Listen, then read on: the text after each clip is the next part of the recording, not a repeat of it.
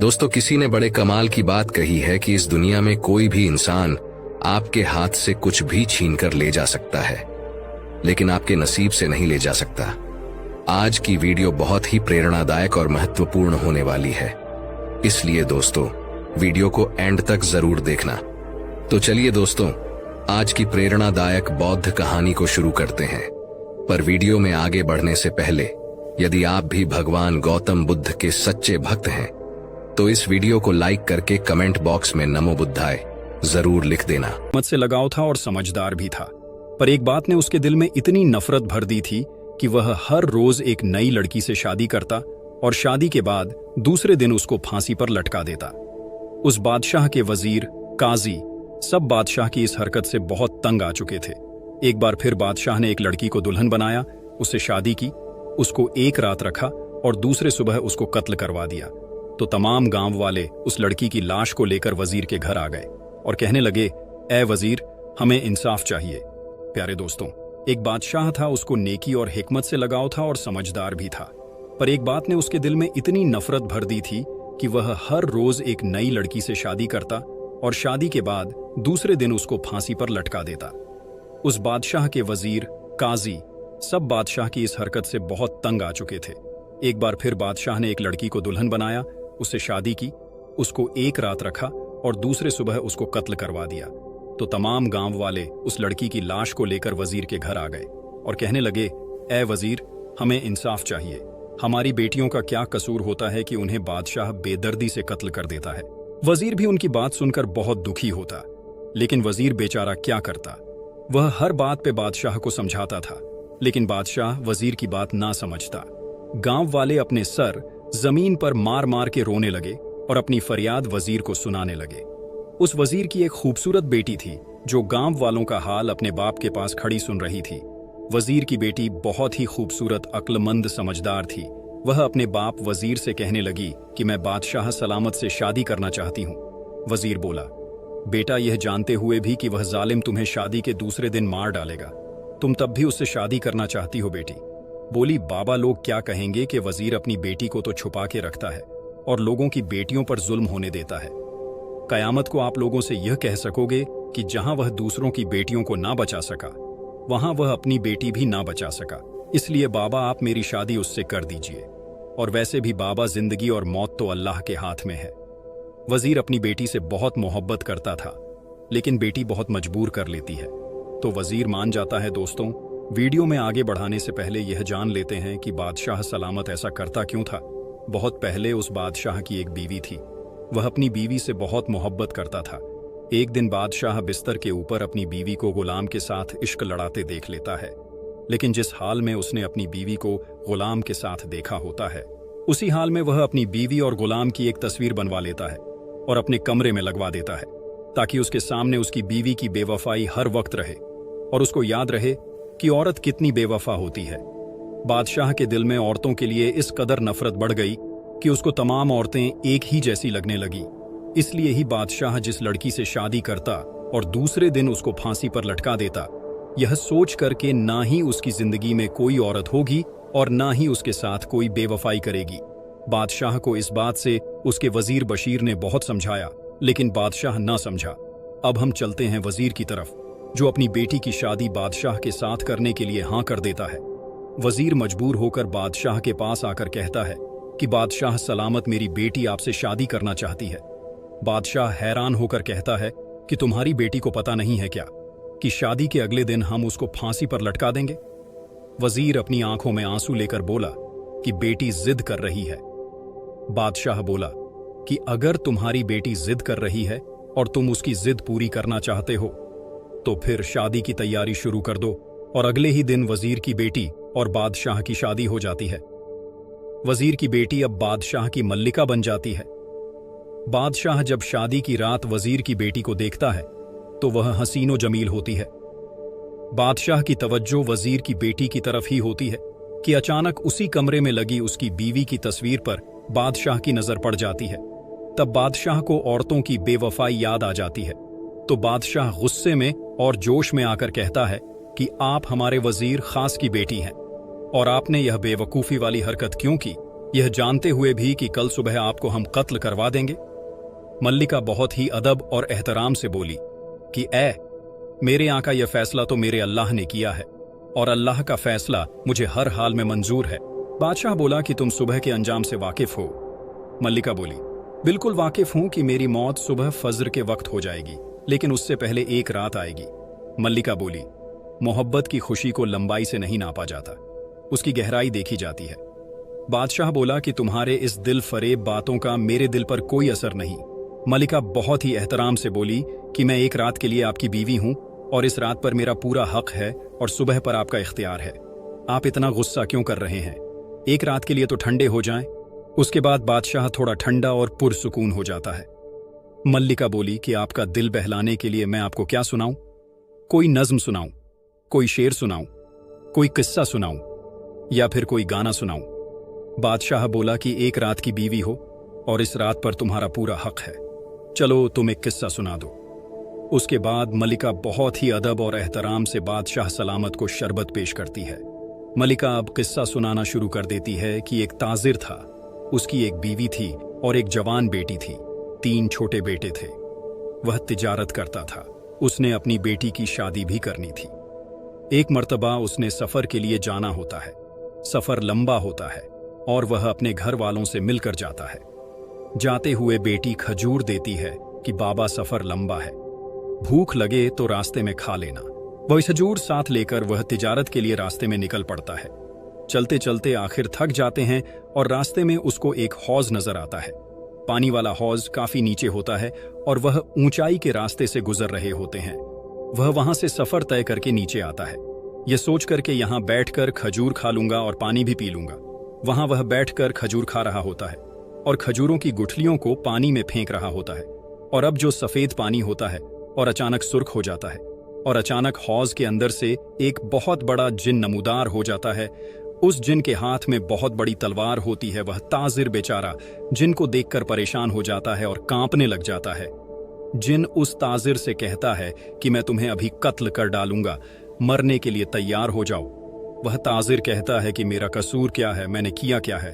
जिन बोला, ए आदमजात, तुमने खजूर खाकर गुठली हौज में फेंक दी है, जो मेरे छोटे मासूम बच्चे की हलक में जाकर फंस गई है और वह मर गया है। ताजिर बोला, लेकिन मुझे तो आपका बेटा नजर ही नहीं आया। जिन गुस्से से बोला कि हम जिन आदमजात को नजर नहीं आते। ताजिर बेचारा रोता हुआ कांपता हुआ बोला कि इसमें अब मेरा क्या कसूर है? जिन बोला कि तुझ पर एहतियात तो लाजिम थी, अब अपनी जान बचाने के बहाने ना ढूंढ। वो बोला कि अगर यह मेरा गुनाह है तो नादानी में हुआ है। जिन बोला, नादानी में हो या जानते हुए गुनाह गुनाह होता है। मुझे अपने बेटे का कसास चाहिए, खून का बदला। खून यही इंसाफ है।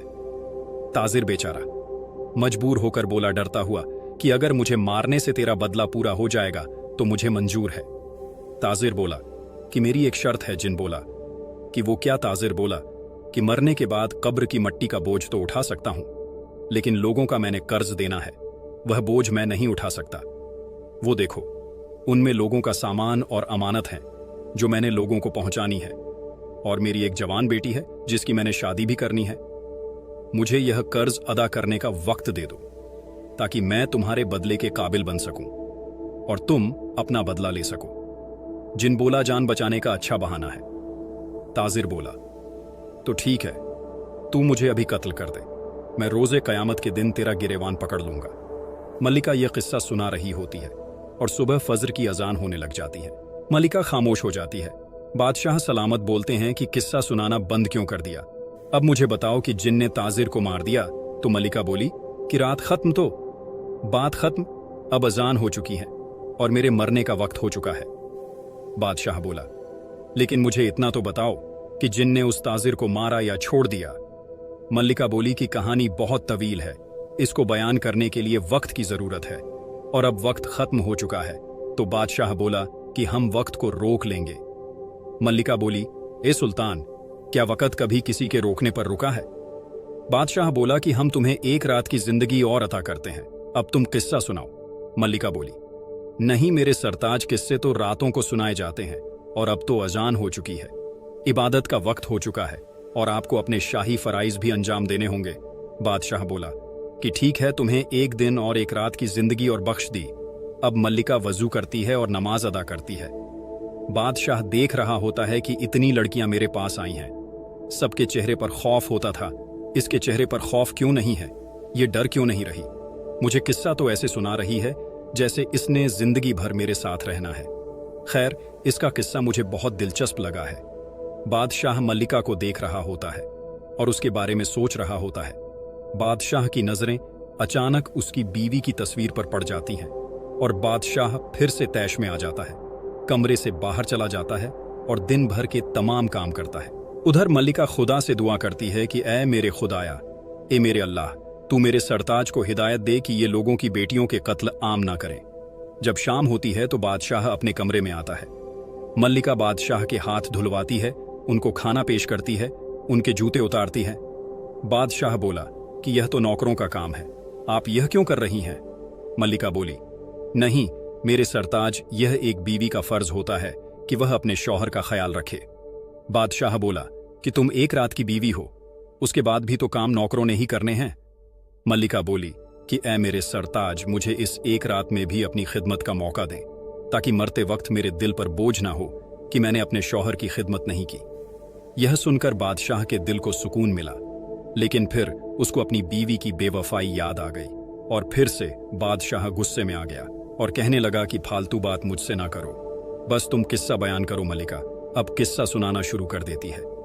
जिन बोला कि अगर मैं तुम्हें मोहलत दे दूं तो क्या तुम वापस आओगे? तो ताजिर बोला कि हां, मैं अपने कामों को अंजाम देकर यहां जरूर आऊंगा और अपनी जान दूंगा। जिन बोला खाओ। अल्लाह की कसम। तो ताजिर बोलता है कि मैं अल्लाह की कसम खाकर कहता हूं कि मैं अपने कामों को अंजाम देकर यहां जरूर आऊंगा। जिन बोला कि ठीक है, मैं तुम्हें 40 दिन की मोहलत देता हूं और 40वें दिन बाद यहां तुमने खुद आना है अपनी जान देने। उसके बाद ताजिर लोगों का सामान लोगों तक पहुंचा के अपने घर 10 दिनों बाद लौटता है। ताजिर के बच्चे अपने बाप को 10 दिन बाद घर आता देखकर खुश हो जाते हैं और बीवी के चेहरे पर रौनक आ जाती है। बीवी बोली कि ऐ मेरे सरताज, आप थक गए होंगे, मैं आपके लिए खाना लगाती हूँ। उसके बाद मैं शुक्राने के नफल अदा करती हूँ कि आप खैरियत से घर वापस आ गए हैं। यह सुनकर उस ताजिर का दिल रो रहा था कि जब हमेशा के लिए जाऊंगा तो मेरे बीवी बच्चों का क्या होगा। दूसरे दिन वह अपने बीवी बच्चों को तोहफे देता है जो वह तिजारत करके लाया होता है। बीवी बोली कि ऐ मेरे सरताज, मुझे गहनों की जरूरत नहीं, मेरे गहने तो आप हैं, मेरी झूमर आप हैं, मेरा लिबास आप हैं, बस आप मेरे साथ रहिए, मुझे और कुछ नहीं चाहिए। यह सुनकर उस ताजिर की आंखों में आंसू आ जाते हैं। उस ताजिर ने कागज पर लिखे होते हैं अपनी जिंदगी के दिन और उस कागज को जेब में डाला होता है।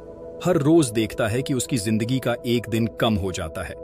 आखिरकार वह अपनी बेटी की शादी कर देता है और उसकी बेटी रुखसत होकर खैरियत से अपने ससुराल चली जाती है। अब उस ताजिर की मौत का वक्त बहुत करीब आ गया था।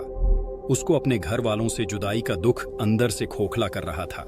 उसको अपने छोटे छोटे बच्चे और बीवी की सोच आ रही थी कि मेरे बगैर यह कहाँ जाएंगे, इनका क्या होगा। उसकी बीवी को कुछ नहीं पता था और वह बेखबर सो रही थी और ताजिर को नींद नहीं आ रही थी। ताजिर अपनी बीवी को उठाता है तो बीवी उठकर बोली कि आपके चेहरे पर इतना पसीना क्यों आया है?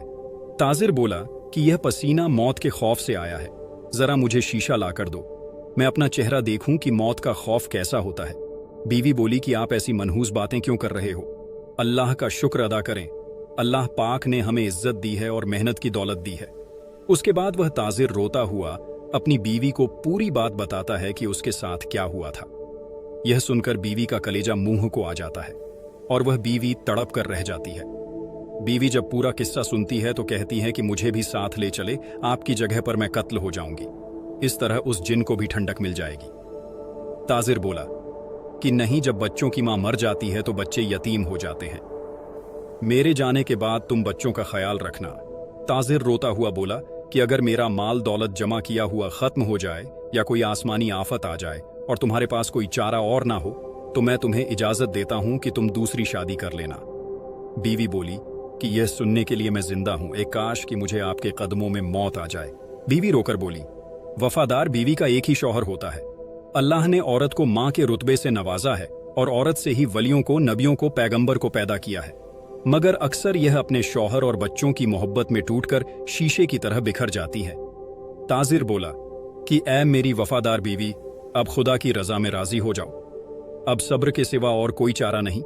बीवी रोती हुई सिसकियां लेती हुई बोली कि आपके जाने के बाद अगर बुरे हालात आ गए तो मैं मेहनत कर लूंगी, लोगों के घर में काम कर लूंगी, बर्तन धो लूंगी, कपड़े धो लूंगी, मांग कर खा लूंगी, लेकिन ऐ मेरे सरताज कभी दूसरी शादी नहीं करूंगी। मेरी खुशियां आप हैं, मेरी रौनक आप हैं, मेरी सांसें आपसे जुड़ी हैं। यह कहकर वह अपने शौहर के सीने से लग के रोती है। अब वह दोनों आखिरी बार एक दूसरे को देखकर खूब रोते हैं। मलिका यह किस्सा सुना रही होती है तो बादशाह बोला कि वाह क्या औरत है, ऐसी औरत भी दुनिया में होती है। ऐसी नेक और पाक दामन वफादार बीवी की दहलीज पर फरिश्ते भी नमाज पढ़ना अपना फख्र समझेंगे। मल्लिका बोली, जी दुरुस्त फरमाया। इस दुनिया में कुछ औरतें और मर्द ऐसे हैं जो मियाँ बीवी के पाक रिश्ते को गुनाहों से खराब कर देते हैं।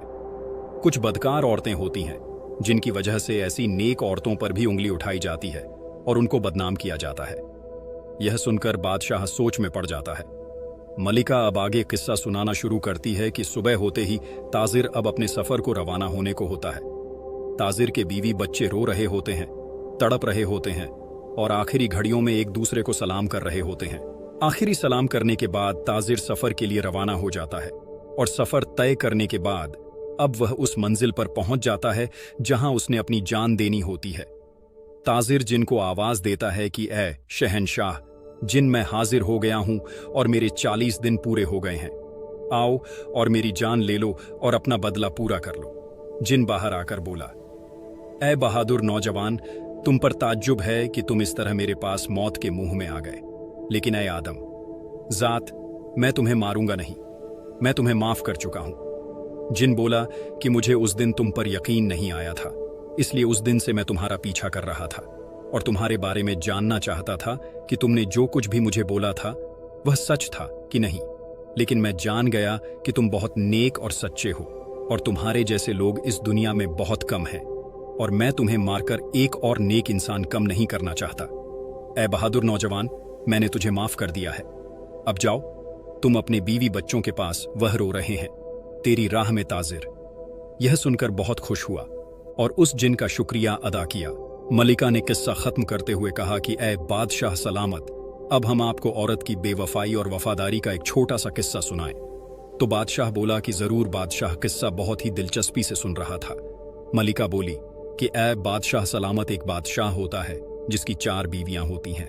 उनमें से एक बीवी का रंग काला होता है, वह भोली भाली सीधी सादी होती है, और दूसरी 3 बीवियां बहुत गोरे रंग की होती हैं, खूबसूरत होती हैं और चालाक होती हैं। लेकिन बादशाह अपनी उस सांवले रंग वाली बीवी से बहुत मोहब्बत करता है, उसके साथ उठता है, उसके साथ बैठता है। यह बात उन 3 बीवियों को अच्छी नहीं लगती। एक दिन वह 3 बीवियां बादशाह सलामत से सवाल करती हैं कि आप हमसे इतनी मोहब्बत नहीं करते जितनी मोहब्बत आप उस सांवले रंग वाली बीवी से करते हैं। ऐसा आप क्यों करते हैं? बादशाह बहुत ही अक्लमंद और समझदार था। कहने लगा कि यह मुनासिब वक्त नहीं। एक दिन बादशाह बहुत ही खुश होता है और अपनी 4 बीवियों को अपने पास बुलाकर कहता है कि आज मैं बहुत खुश हूं और तुम्हारे सामने हीरे जवाहरात लाल यकूत रखे हैं, जितना चाहो उठा लो। एक बीवी को छोड़कर बाकी 3 बीवियों झोलियां भर लेती हैं और बादशाह से आकर कहती हैं कि जिससे आप सबसे ज्यादा मोहब्बत करते थे वह तो वहीं बुत बनकर खड़ी हुई है। उनका यह कहना ही था कि वह सांवले रंग वाली बीवी आती है और बादशाह का हाथ थाम लेती है और कहती है कि ऐ बादशाह सलामत, मुझे यह सब नहीं चाहिए, मुझे तो आप चाहिए हो। अगर आप मेरे तो यह सब भी मेरा।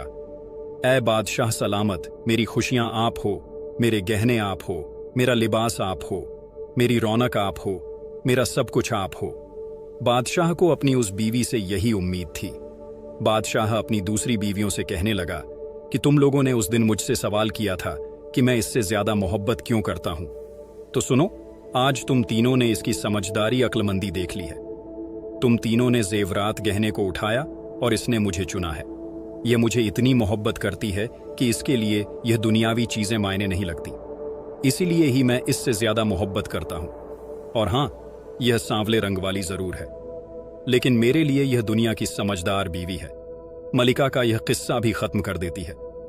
बादशाह सलामत अब मोहब्बत भरी नजरों से मलिका की तरफ देखते हैं। मलिका बोली, ऐ मेरे सरताज, सब औरतें एक जैसी नहीं होती, जैसे कि आपने इस कहानी में देखा। बादशाह के दिल में भी अब रहमदिली आ गई और उसको समझ आ गया कि सब औरतें एक जैसी नहीं होती। उसके बाद फिर बादशाह की नजर अपनी बेवफा बीवी की तस्वीर पर पड़ जाती है और फौरन मल्लिका तस्वीर के आगे आ जाती है और कहने लगी कि जब तक आप इस तस्वीर को फाड़ोगे नहीं, आपको दूसरी औरतें बेवफा ही लगेंगी। आपको बस इसकी बेवफाई याद आएगी और मेरी वफा आपको याद नहीं आएगी। बादशाह अपनी बेवफा बीवी की तस्वीर फाड़ देता है और मल्लिका का हाथ पकड़कर कहता है कि आज तूने मेरी आंखें खोल दी हैं और मुझे और गुनाह करने से बचा लिया है। बादशाह बोला कि मैंने कितनी ही औरतों से शादी की है, लेकिन तुम वह वाहिद हो जिसने मुझे गलत साबित कर दिया है।